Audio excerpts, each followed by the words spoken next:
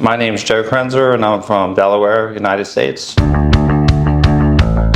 I like the permanency of them, basically, the variety, how different people describe how they got them, why they got them, the significance behind them.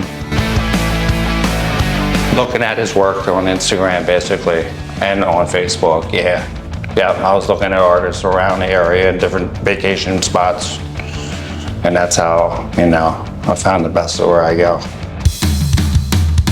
This piece I'm doing today, I'm here for a special purpose because even though Ryan Trump's good at everything here in Aruba, I like his geometrical stuff. I like his dot work, his black work.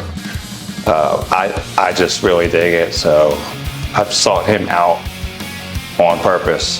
So I think I'm gonna be real happy with it. Glad I'm finally here, getting busy. So I'm excited. I've been talking about this for a couple years, but I've been serious since I talked to him about 4 months ago about getting it done this year.